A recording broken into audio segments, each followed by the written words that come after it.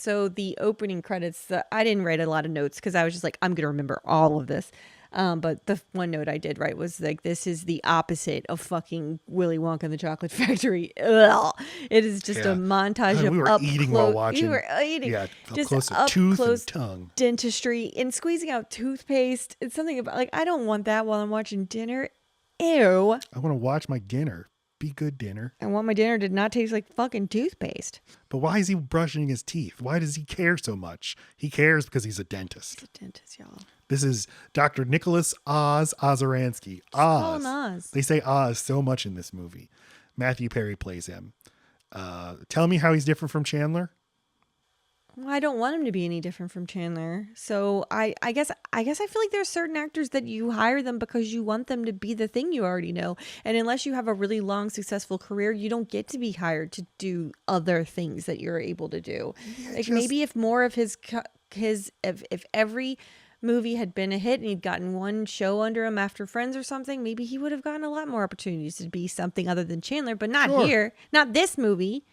They needed a Chandler type. He's more serious. He's more downtrodden here. He hates his wife. But it's what really annoys me is when he says Chandler things like, "Oh my God." That's how he talks, Matt. Oh my God. Do something else. You Look, do something else. How many bits you got? But you've got 5 and they all fucking work. That's a good point. Thank you. How Well, do you want him to brush his teeth? The brushing the teeth's good. I really like he brushes his teeth, then he smiles into the mirror, smiles into the camera, and then immediately starts to frown because he's putting on airs. No, he's just actually looking at his teeth. he's actually a miserable man. He goes down and he talks to his bitch of a wife, and she's a real bitch, I'm saying. Rosanna Arquette is his wife. She's a French-Canadian lady, and her French-Canadian mother is also there. Don't and worry, they're there's always, going to be some non-bitches later, y'all. They're always ragging on him. They're like, hate him. we need money right now, s'il vous plaît. Well, they got to make it uncomplicated, right? That's why it feels like a throwback. It's just like, we need the worst fucking people. We need them to die later or to get hurt in some way later, and that'd be fine with No, you. I like it, and I think she's good. She's good as the wife, and The way she says things have never left my mind. I'll make you so damn miserable that you'll this lasts whatever years of it like a pleasure cruise. yeah, I nailed that. I mean, what's good about this movie, and I like this movie, is that it could have been made in like 1945. Like, I mean, with no nudity, but like you could take like almost everything and port this back in time and have like Cary Grant play the Matthew Perry role and Edward G. Robinson plays the Bruce Willis role. And like, it would all make total sense. Absolutely. And everybody's heightened in such a way that you wouldn't have to change much about the way they behave. So, I mean, yeah, we find the setup here. They don't like him. All they want is money, money, money. And he seems to really be kind of like sucking it up and taking it. He's so used to how they treat him, and he doesn't really push back very much. A couple of jabs, but he seems like uncomfortably too fine with it. So it's always that's when you know what this movie is when he gets in the car and he's just going about his day, and you're thinking, this guy is way too numb, and then Yeah, I he starts fucking love it. punching the steering wheel, punching the rear view mirror. Yeah, it's funny, but it's just It's as soon as real. this starts though, and he's doing the sitcom delivery. He's like, oh, there's a word for that, embezzlement. Okay, but then it cuts to a reaction shot. You're like, this is so weird. Like if this were a sitcom and you pause for the laugh track. He needs to go more Jason Bateman, more like say it under his breath, and less. I'm not saying how he should do it. I'm just saying what doesn't. I mean, He's a Jason Bateman. I was thinking who from this era could you put in? Maybe like a Ben Stiller. Because I love everyone else in this movie, and I love the vibes. Love him. He's my favorite part of this movie. I love Amanda Peet, and I love Bruce Willis, and I also love Frankie Figs. Michael Clarke Duncan, yeah. And I also enjoy the Kevin Pollak as Yanni. Yeah. No, everyone, and I do like Matthew Perry too. What he's doing is just like, I don't think it. He's in a different movie. Yes, That's you're watching two different movies. Told you had 5 bits. Well, you don't have to call it out. So he drives to downtown Montreal, and this was filmed on location in Montreal. Looks great. It's cool to see Montreal. You don't. I like it. If it'd been New York or something, it just, it wouldn't have stood out, but it just looks Right. Things get filmed in Montreal and they pretend it's another place, but here they get to own that it's Montreal. Yeah. People speak French. And it works for his backstory too, that, there was some legal trouble and he's trying to get away from that. And that makes it even more make sense when someone also with a troubled backstory is trying to get away from ends up being his neighbor. This is just maybe it is Montreal's thing that it's like, this is the coolest place you can go if you're trying to be close to the United States, but not in it. I think Montreal would love to hear that. This is where dangerous Americans go to hide. I'm reaching out to you with my words. If you need some marketing advice, Justin Trudeau. Yes. Yeah, he listens. And there's this jazzy number that's playing during the all opening. throughout the It's just got a bouncy energy. It's good. It's good. Amanda but classy bounce. Oh my God, this is a classy ass movie. Bassy to the gills. How do you feel about the way Amanda Peet plays her? Give me other Amanda Peet movies, please, so I can just kind of. Something's Got to Give. What is she in that? She's Diane Keaton's daughter, right? All right. What else was Amanda Peet doing at the time? I feel like she was going to be a real thing, and I just know her from this movie, and she looks like her name, so she's one of those people where I know her name. Well, she was in Saving Silverman, of course, the next year. Okay, yeah, no, because I love that movie. I love that character for her too, because she's such a bitch. She is so mean, and she's like, her and Jack Black play off of each other perfectly in that. They have that to movie save is Silverman good. from him. From her. Or from her, yeah. Yes, and then she becomes like she's held hostage in their basement, and she's trying to just outsmart them, and it's fucking funny. She was in a lot of movies at the time. I think Just was never really positioned as the next great, as a movie star of the next generation, and it didn't happen. But I think Was she Weinsteined? No, No, I don't think. really trying to work him into this episode. Yeah. But I She's so pretty. love her in this movie. I think she's great. She's just you don't like her? No, I love her. She's just she's just got so much energy. I don't know anyone like her. She just has complete hot girl. I say what I want. I give no F's vibes. I could never have related to her, and I wouldn't have in 2000. Like, you should fuck. You're gonna fuck. You're gonna bone someone. You are a hot girl who says stuff like that. Now, I met you when you were young and did that. In 2000. When you were 14? Oh, yeah. I couldn't hang my tits out a window. 16, sorry. They would barely get past the sill. She's his office assistant at his dental office, and we meet her, and she's talking on the phone. She's saying something a little shady, though. What's she talking about? She's like, no, I don't think won't so. whack your husband who's a dentist. Well, we find out that later, yeah. Her name is Jill. We try to say character names on this show instead of actor names. I think we might want to say actor names in this episode, though, because there's just a lot of actors playing a lot of characters with bland names. I'm just saying, forgive us if we don't. It's a little But what's rule. your preference? Like, what do we owe the movie? What we owe the movie is to say character names. That's why we try to do it.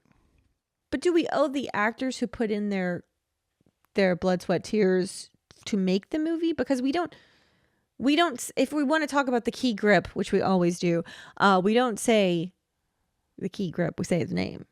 Yeah. Or her. Of course, yeah. So why wouldn't we say the name of the... If we're talking about them as an actor, we do. But if we're talking about the story, and then Jill says this rather than, and then Amanda Peet says this. I see the difference. Okay. Yeah. Well, they go out to eat for a hamburger. A mayonnaise sandwich. And there's this recurring bit of mayonnaise on hamburgers. That is fucking Canadians. That's why it feels like there must have been like someone who, this is just a pet idea to highlight some quirks of Canada. And sort of his, like, he is so out of control of his life that he begs for no mayonnaise, and they put mayonnaise on the sandwich anyway. Well, but it's not him. It's a Canadian thing. That's a joke about Canada. But you are right in that, like, he didn't want to move. He loves Chicago. He clearly has Chicago pride. He's a hostage fish out of water. Can't even get a goddamn burger. And Amanda Peet Jill is like, yeah, fucking kill your wife, huh? You should whack her. Give I know some people, and Oz is like, okay, LOL, whatever. So put that in your pocket. Pull it back out of your pocket might come later, back. maybe. So he returns home and sees his new neighbor is moving in. It's Bruce Willis. And boy, Matthew is he Perry good looking. Goes over to him to introduce himself to be friendly, but then recognizes him. He's Jimmy the Tulip. And Oz knows a lot of mobster lore. He knows a lot of. But that's why it's important that this is based in Chicago. New York, it would have been different. In Chicago, it's a much tighter knit community. People, and especially if you grew up there, it's smaller. And it's like the biggest little town in America. Would you say that?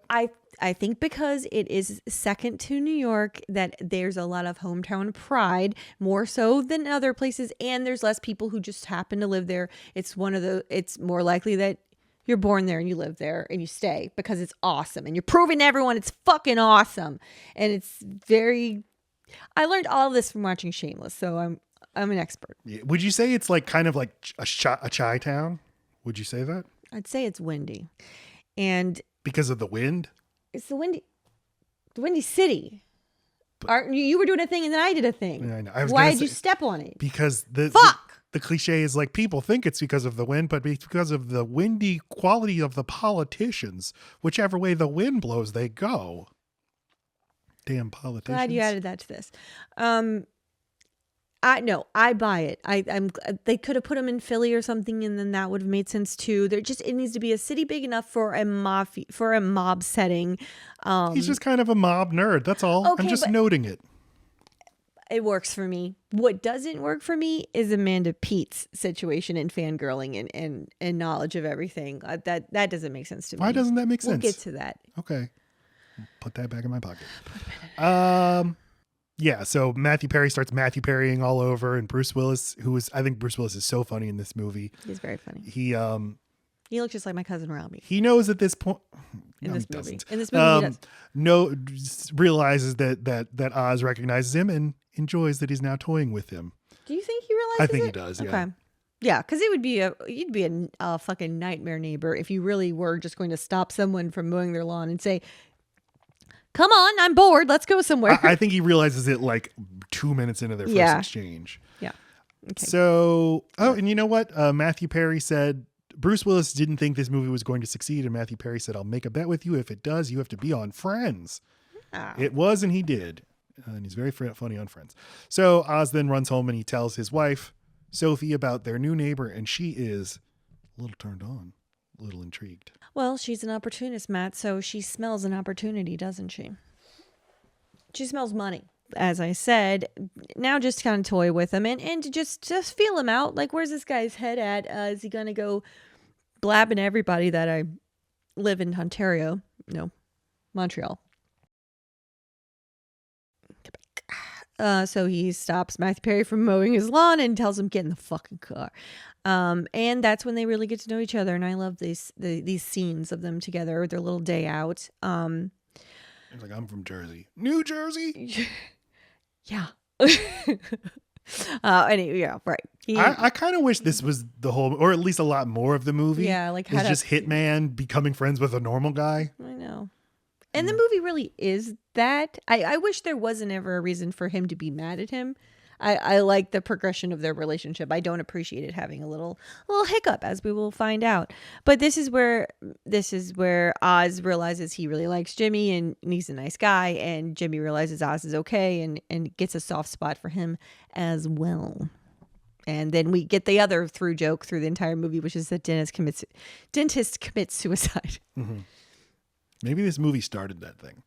No, it's a thing. Okay. Maybe because of this movie, though. No, they were already.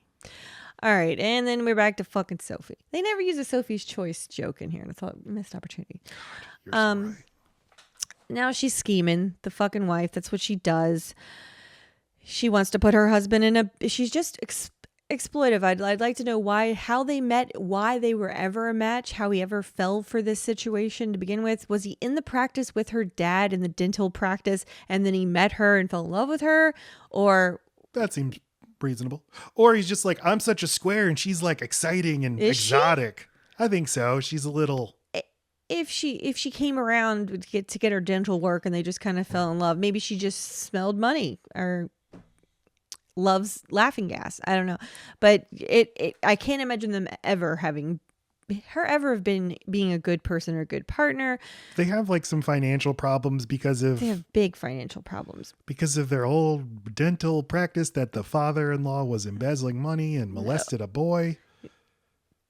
Yes. and said they declared bankruptcy, but still they have debts. But you declared bankruptcy, you went to another country. It seems like that should all be taken care of. But yeah, she's like, here's a good way for us to get out of our financial problems. You will tell Yanni Gogolak that Jimmy the Tulip is living next to us, and we will get money for the contract that is surely on his head. And if you do that, I'll give you a divorce. Or a pleasurable cruise. Okay, no, she doesn't say that exactly. And then as soon as she's already booked his flight, he does not. Oz is terrified of this. This sounds crazy. Plus, he likes the guy. Go to Chicago. Go find the rival gang. Just go find. But so he's like, all right, whatever. You booked the flight. I will just leave. He goes. As soon as she's gone, he is gone. Sophie goes straight to Jimmy and double crosses him. You'll never believe with my darling husband. I don't really get her angle though. Like, how is she getting money from ratting on her husband? She just wants him dead. Oh, right. But because of his life insurance policy. Right. Oh yeah, that's the point of the movie. That's why lots of people end up in Oz's life, is because she has been trying to get him to be dead for a little while. But I think that's only mentioned once. But I don't know that you have to say it a lot. But he's worth more dead than alive. Every 5 minutes, I think they need to say it.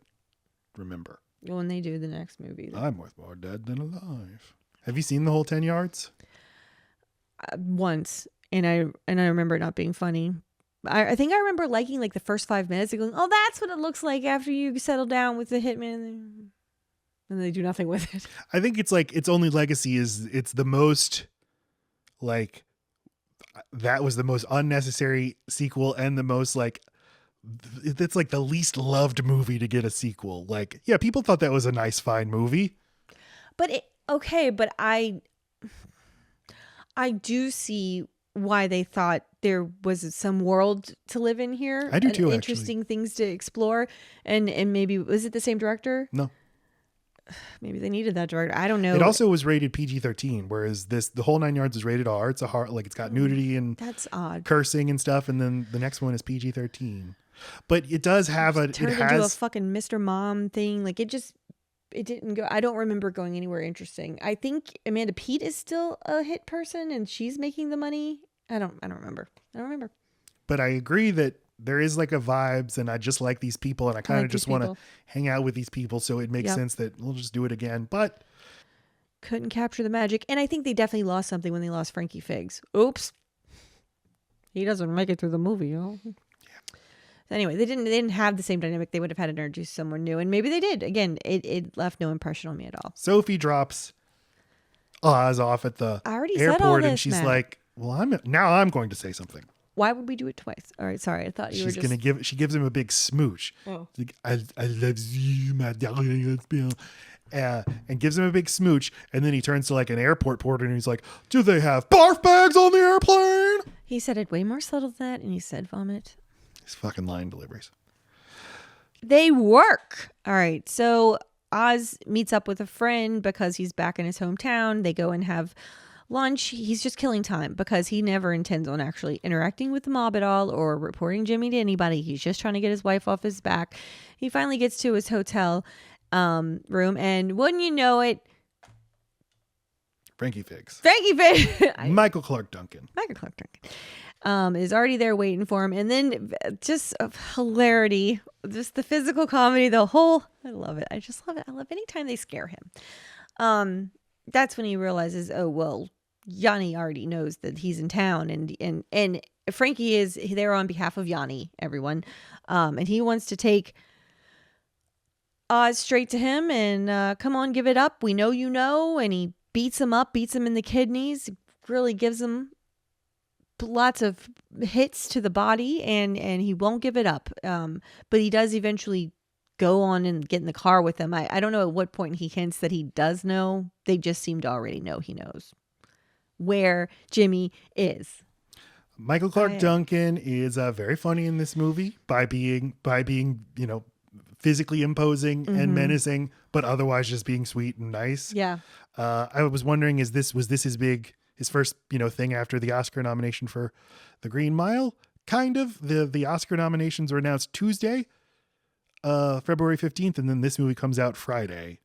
So he would have made Green Mile, but it hadn't come out when he gets this movie. Okay. But yeah, I mean, like his career is really gonna explode now after this. What is he in after this? Like, what's he known for? I mean, Planet he's of the Apes, he's just Daredevil. so familiar. His face, the sound, the register of his voice. That's always the thing that I'm like, I know this guy. So Frankie, so Frankie Figs takes Oz to the meeting with Yanni, Kevin Pollak, and his bit is that he says Jay's as wise, like Yummy. we need to go kill Yummy, and he And flops his W's and V's. He is Worman. He also has very strange delivery, and it works for me. It was Matthew Perry's idea to take like he says, he doesn't deserve to breathe the air. And he says, why don't you take a really long pause and then add the air? Doesn't deserve to breathe the air. Because what's funny is that he's the boss man, but he's the son. So he's going to he didn't earn it like his dad did. He's already a little shit. Those second generations, boy. And so he's just got no patience, but he's going to have a chip on his shoulder too that no one ever lets him finish what he's saying. Mm-hmm. That's the whole thing. But he's the reason he doesn't get people think he's done. He delivers things. He delivers things in a way that makes you piss him off. He's already pissed. He wants you to piss him off. Like, no disrespect. I just thought you were done. Right. Thought it was my turn. It's just this technique for knocking people back on their heels and making people not talk as much. We also now at this point meet Cynthia, Natasha Hinchtrich. She is Jimmy. Jimmy is Bruce Willis. This is why I wanted to say actor name. Estranged wife. Why is she working with his enemy? She's just not working with him. Okay, but she's there on the property with him.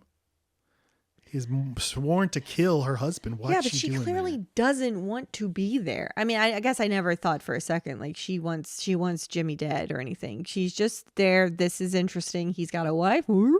Oz sees her in some jazz plays. He's smitten right away. Right. And it does bother me in this movie that like the only thing he ever says about her is that she's the most beautiful thing he's ever seen. Beautiful. I'm in love with her. She's beautiful. It's like, say one other thing that she is. That's brave. It. How about brave? She's so brave. She is brave. She jumped after a child in the lake. There's other ways to be brave. I think that's it, though. Anyway, but I guess she's just supposed to be very simplistic as a femme fatale. But wait, femme fatale, that means that she's dangerous. Presented as if she's going to be the femme fatale. Like she shows up at his hotel room right after that. And it's like, oh, God, what are you doing here? That is a classic like film noir, femme fatale thing. But then pretty quickly he's just, no, I'm just a nice, beautiful lady with a heart of gold. Just a heart of gold. Fine. And a neck that won't quit. He loves her so much. This is 5 years after Species for Natasha Hinchtrich. I was wondering. That's what was on my mind. So Oz goes back to his hotel room and he calls his friend. He's like, Frank Figg's waiting in my room. And then he calls Bruce Willis. He's like, Bruce Willis, I'm so sorry. I didn't mean to do it, but now some guys are coming to kill you. And Bruce Willis is like, well, take it easy. Don't worry about it. And Matthew Perry's like, bah! And then he hangs up and he's going to go like vomit in his bathtub. But then the femme vomits fatale in his toilet. Shows up and... it's a good idea. Just standard sort of noir shifting alliances plot with a like normal man injected into it. Good idea for a movie. I'm glad they did it. Oh, and this is like one of the only instances I can think of when someone vomits and then talks way too close to another person's face and is commented on. Yeah. I love that part. She just says, have you vomited recently? I just did. I was going to go brush my teeth. I'll wait. Too sitcom-y. No, it's punchy. Cynthia explains the situation. Jimmy, he treated me bad. He cheated on me all the time, but he doesn't believe in divorce. And there's a recurring thing where Matthew Perry's like, let me get this straight. He's a killer, but he has morals and scruples about divorce? I don't get it. Uh-huh. Well, but there's like this complicated financial situation where she and Bruce Willis and Kevin Pollak all have like a $10 million nest egg, but they all have to sign off on it to access it. Unless one of the others is dead, then they show up with a death certificate. Or two of the others is dead. Good noir plot once again. So that's the situation. It's also sort of like a prisoner's dilemma of like, I could betray one of you two. I don't want to, but I'm worried that you're going to betray me. Yeah. In this scenario, you don't know who in this entire movie, you don't know who your friends are at any point.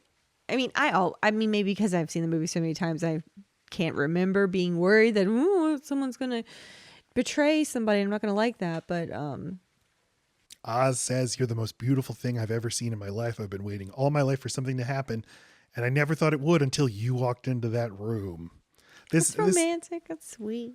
But you like this is the part of the movie I don't like, is their romance. I don't need it. Yeah. We need to know that Oz is going to be okay, but I wish she were a more traditional femme fatale, like she had her own game going on, and she's like playing off of his naivete. But instead, no, she's not. Okay, but they give you a couple of moments to think that she is.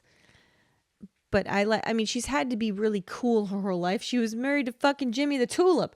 I like the idea that there's just a much more simple person in there that doesn't have to be so guarded, that can turn into the everyman that Matthew Perry is, just by being around him. Mm-hmm. She like, and that's why I love the last scene of the movie where it's like, okay, she was just always normal. This is a thing she had to put on while in the presence of these very abnormal people who need to not see weakness, or they'll go for you. Yeah, that's nice. It's kind of like you and me. Exactly. When you're not around, I'm dancing in the kitchen. You were like this dangerous woman moving in shady circles, and I came along, and you were I don't know. Okay. Same less. Well, they have sex. Yeah, they do. She's like, "Be gentle with me. I haven't made love in 5 years." I hate that line. Why are you fucking saying it? And then the lamps get knocked over. I'm trying to tell the audience. And then he says, "I haven't either." And she's like, "Huh?" And he's like, I've been married. Stop delivering his lines. When you're married, you don't have sex. Sorry, you don't make love. Oh my God. Michael Clarke Duncan takes Matthew Perry back to Montreal, and they go to their hotel room together. Same and who's gag waiting works for them? Bruce Willis. What's he doing here? And that's when he bumps off of fucking Frankie Figs and goes the other way, and then he got the lamp in front of him. Like, that's gonna do anything. Like a pratfall orgasm. Oh, I fucking loved it. God, this is some good shit in here. You guys watch the movie and watch him fall around. It's fantastic. This is Lacey's stuff. She likes it, and I like it too, I guess. All right. No, he's very funny. He's very funny. Good lamp work. Well, we thought Michael Clarke Duncan was working against Bruce Willis, but they're actually working together. Okay, makes sense. They orchestrated this whole thing so that they could lure Yanni to Montreal. Doesn't seem like the greatest for sure way. Like, that'll be the way to kill him. Like, of course, you were doing it the whole time. So that, yes, of course. I guess. They take Oz out for lunch for another hamburger with mayonnaise. But instead of taking it like a cuck, Bruce Willis threatens to castrate the waiter. This is how a man behaves. And he reveals, your wife, that bitch, offered me $10,000 to kill you. And then they laugh because $10,000 is nothing, which I like. He would have accepted it if she'd offered him a real amount of money. Okay. You say your wife, since we've been talking about Jimmy's wife this whole time, you now mean Oz's wife. Oz's wife, yes. There we go. No, but I said that bitch, so you know. And she also, the wife, Matthew Perry's wife, came on to Jimmy. Jimmy turned her down because Oz is a friend, and you don't mess around with each other's wives. That, but also he's not attracted to mean people. That's true. All right, then we go back to Jill. She's the bright sunshine in the room here. She somehow Oz says that Jimmy the Tulip, blah, blah, blah. And Amanda's like, God, they're fucking names. And Jill's like, what? He lives next to you? Oh my God, take me. And then they go. And this is when Oz's character realizes, fucking Oz. I'm struggling. This is when Oz realized, what the fuck is up with Jill? She's not who I thought. What? You were hired to kill me? And she's just, it's nice. It's simple. All these characters are very simple. So I get it. If I had to pick someone who's not very believable, it's her. Where did she live, Jill, to be specifically obsessed with every individual hit that a hitman now, for the mob in Chicago? And how would she even know which ones were tied to those people if they were never prosecuted for them? Or is she on some sort of newsletter? She gotta be. Is there a Reddit for this? She's on a news group. She's in some sort of she's getting delivered. Mm-hmm. Some sort of bulletin. She's like a wrestling fan reading the dirt sheets, but the dirt sheets. Arriva dirt sheets. Yeah. are about the mob.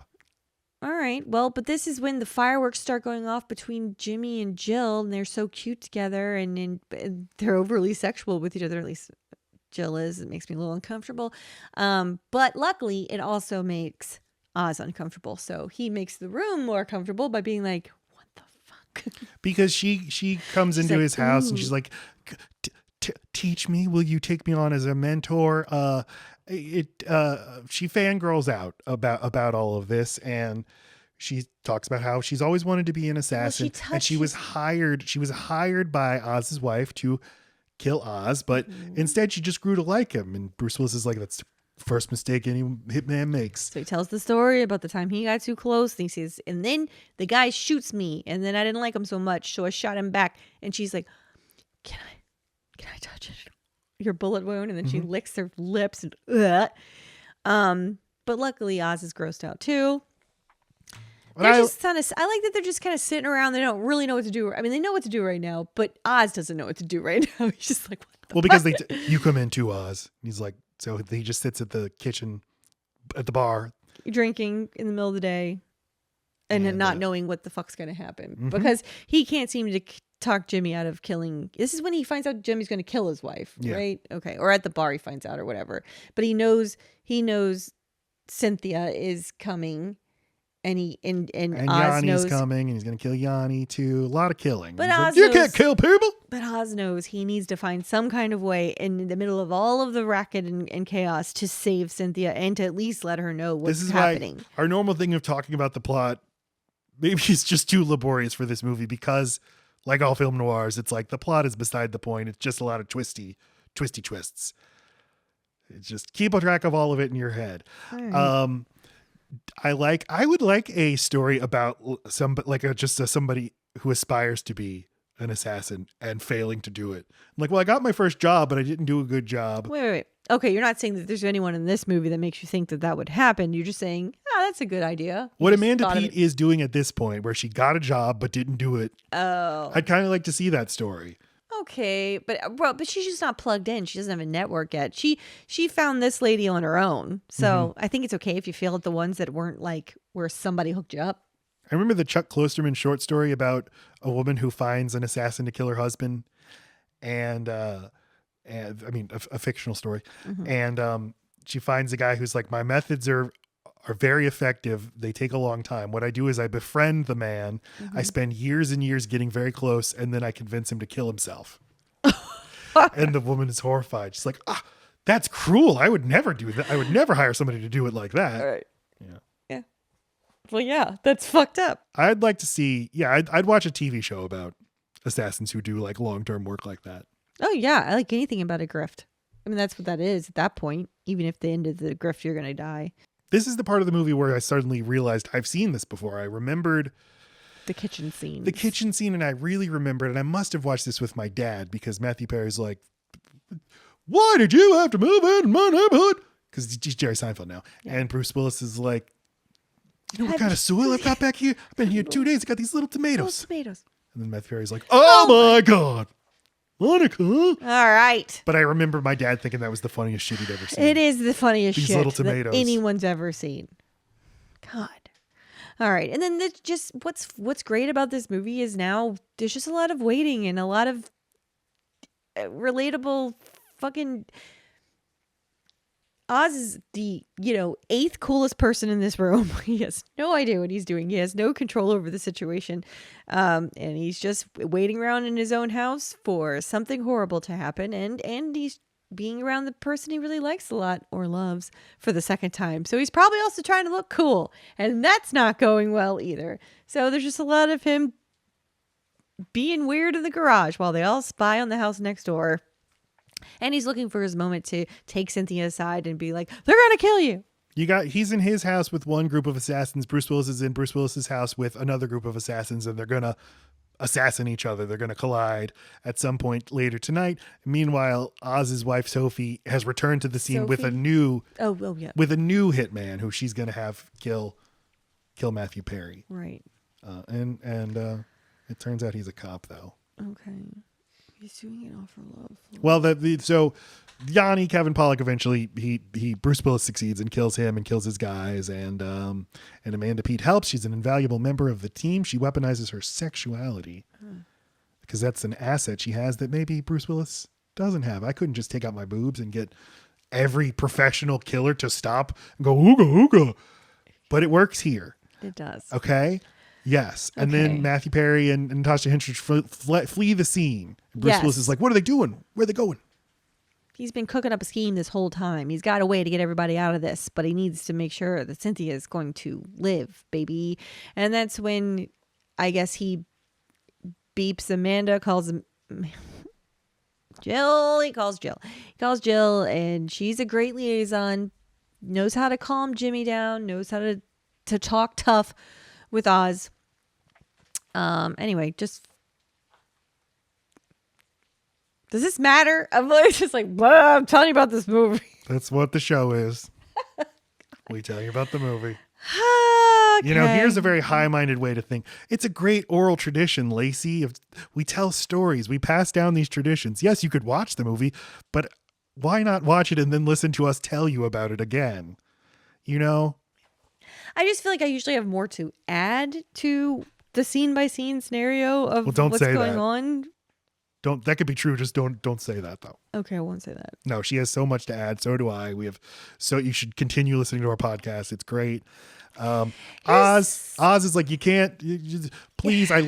Jimmy, I love your wife. I've known her for 22 hours and I love her. This really worked for me when I was 14, 15 years old, but as an adult, this was a little tough. And it's almost like Cynthia's like forcing herself to be like, because she's like, you love me? I also like, love you don't love me? Yeah. I'm feeling that in my pit of stomach. Maybe. And then there's just all this, like, I guess this is the third act, but it really felt like the fourth. There isn't usually a fourth, but the movie kind of had a false ending and then had a whole lot more after that. Just the final, what they're going to do is Oz has a plan. Everybody can be happy. I can save everybody. Everybody will be happy. And I'm going to use my dentistry skills. Right. Switches, just takes the dead hitman / cop and will alter his teeth to make them match Jimmy's teeth. And that way they'll mistake his body for Jimmy's. And it works. Luckily, the cops had his dental records. Oh, well, yeah, it would have had his dental records because he was already in jail. Mob dentist seems like a thing worth exploring. Absolutely. And it makes sense why there's another movie that uses this exact same. You're talking about Novocaine? I am talking about Never saw it. My first band was called Novocaine. Okay. Our logo was a pig. Novocaine stops the pain. Let's delete all of that. All right, so we'll include Novocaine's first song at the end of this episode. All right, basically what works about this movie is just the way that the two guys talk to each other. So me telling you those guys talk to each other good is just not very interesting. But this is when now Oz and Jimmy are on a boat away from the world. So if Jimmy needs to kill Oz, if the banking situation, okay. Jimmy needs Cynthia dead, right? He needs that $10 million.